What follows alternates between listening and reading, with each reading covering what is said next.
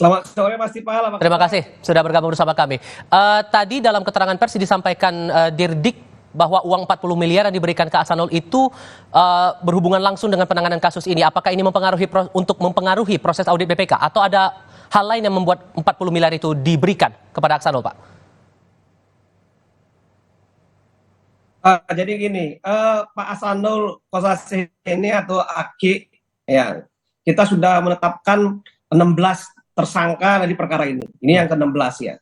Dan hari ini yang ke-16. Dan beberapa kita tetapkan sebagai pasal 2 pasal 3, yang beberapa juga kita tetapkan sebagai obstruction of justice dan yang menerima aliran dana. Nah, yang kita dalami dari kasus Aki ini adalah terkait dengan penerimaan dana ya, terkait dengan hasil pemeriksaan BPK.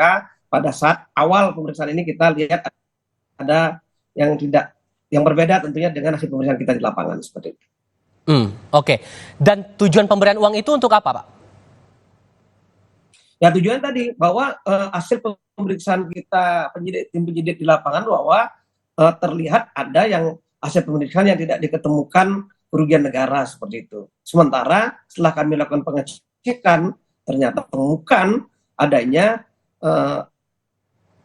kerugian negara yang begitu signifikan, apalagi setelah mengadang BPKP sangat terang benderang ada kerugian negara sampai 8 triliun seperti itu. Nah, dari sini kita juga cocokkan dengan yang terungkap di persidangan ya, sebagaimana terungkap perkaranya IH ya, ternyata yang bersangkutan diduga menerima uang sebesar 40 miliar seperti itu.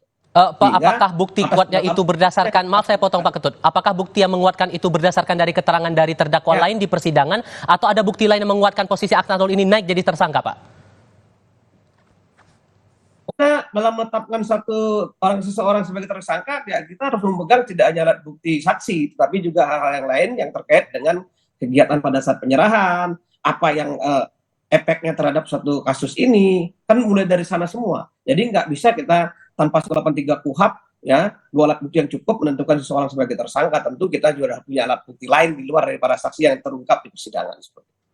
Ini kan total sudah ada 16 tersangka yang terjerat dalam kasus BTS Kominfo ini, Pak. Ada kemungkinan bertambah lagi tersangka ini dan mungkinkah akan diusut lagi dari pihak-pihak BPK?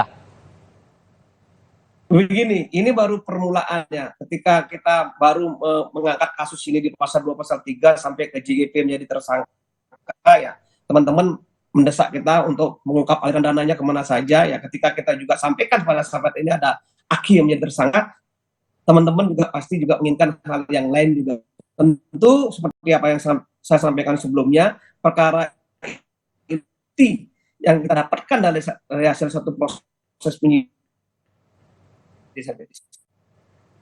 kita akan terus berupaya dan menyajikan kepada media dan kepada masyarakat agar perkara ini secara terang benderang bisa kita sampaikan ke teman-teman di media dan masyarakat. Kalau hal lain juga yang dicermati begini, Pak, dalam sidang terdakwa Irwan Hermawan disebut ada pengantaran uang untuk 4 orang termasuk salah satunya kepada Dito Aryo Tejo, Menteri Pemuda dan Olahraga. Apakah Menpora bakal didalami lagi keterangannya nanti oleh Jampitsus, Pak? Saya tidak mau berandai-andai ya.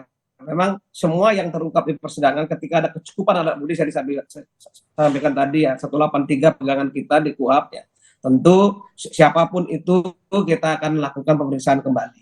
Nah, saya tidak berandai-andai, tentu dari penyidik sudah akan mengancang-ancang itu ketika kita sudah mempunyai alat bukti yang cukup. Kita tunggu aja perkembangannya dan itu masih sedang kita dalami semua dalam proses penyidikan. Dan penyidikan pada hari ini saya sampaikan 8 tersangka masih sedang kita lakukan suatu proses penyidikan dan selebihnya sudah proses ke persidangan. Nanti kita lihat perkembangannya di sidang.